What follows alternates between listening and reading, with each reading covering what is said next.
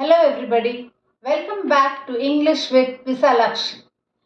First and foremost, I will complete the sentence which I had given you to fill in when I did my last session, preposition of position, right?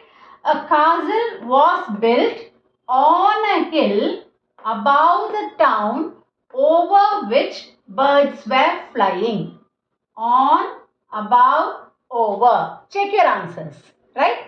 Now today's session, preposition of direction. What is preposition of direction? It means the path along which one is moving. Okay? Now I thought I'll just give you a few words which tell you about the preposition of direction. I'll give each word with one or two examples. First word, to. He went to the post office. She went to the park in the evening. That's simple. On to. Moving on to another surface. We use preposition on to, right? My cat leapt on to my lap without my knowledge. Okay. The driver was asked to turn on to the 3rd street after the traffic signal. Okay. Then towards. Moving towards something. Sunita Williams and other astronauts yesterday moved towards the Earth in the Space X capsule. Okay. And they have reached Earth safely. Okay. Then through. Knights, princes, and you can say king also. Those days they used to move through they used to gallop on their horses through the forest. Okay, the river flowed through the woods. The river flowed through the woods. Along. You can say the boys drove in the car along the ECR road. Okay, then we can also say we walked along the seashore collecting seashells. Then across, moving from one end to the other end, right? We walked across the village to reach the other village. Or we can say we saw him moving across the road. In many places for pedestrians to go across, signals are there. Okay, then around. We drove around the town in search of a good restaurant. Okay, the children moved around in a clockwise or anti-clockwise direction when they were playing musical chair. Okay, then up. You go to a mall. When you want to go to the food court, which is in the 5th floor, we move up the stairs. Then after we have our food, we move down the stairs to the 2nd floor or the 3rd floor to do some shopping, right? Then over. The birds were flying over the house, right? The plane was hovering over the airport because it didn't get the proper signal, right? Into. Onto, into, difference is there. Into is plunging into something. Onto is moving over something. Into. He dived into the swimming pool. Okay. So understand these differences also.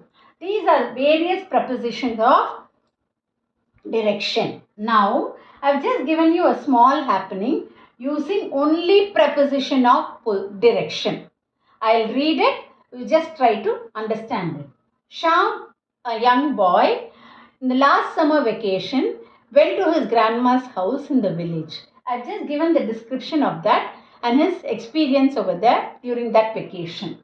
Sham came out of his house. Here out, moving away from something. And then he boarded a cab which was waiting at his gate and he moved towards the railway station. Right? Moving towards. Then what did he do? The railway station was very crowded. So, he made his way through the crowd. Right? Plenty of people everywhere. So, through the crowd, he made his way to the coach in which he had to travel.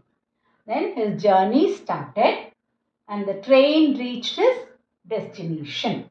Certainly, the village means you won't have it at the gate of the station itself. You'll have to move down further, walk down further. You won't have proper transport.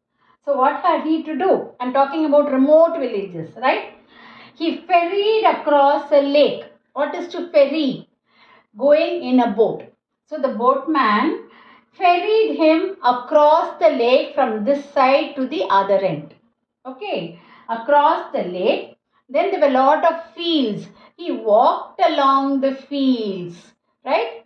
You just try to imagine, bring it to your, try to visualize this scenery. He walked along the fields and finally he reached his grandma's house. It was a wonderful vacation. He had enjoyed a lot.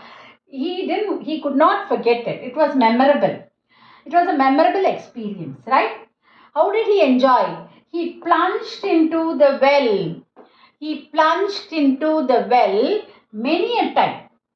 Why? Because that experience you cannot get in cities. Okay. Plunged into, moved into. Then he went around the fair. Fair happens during summer vacation in almost all villages. They give their offerings to God and goddesses with plenty of entertainments. So he went around the fair trying to enjoy everything over there. Then there was a small hillock beside the village. So he trekked up the hillock many times. Then he did not want to miss cycling also, which could be done in cities also, but there it is more peaceful. So he cycled down the lanes. You saw how I've used only preposition of direction, right? So keep in mind, use the prepositions correctly when you frame sentences, otherwise the meaning will change, right? Thank you. Meet you once again. If you like this, please subscribe for this.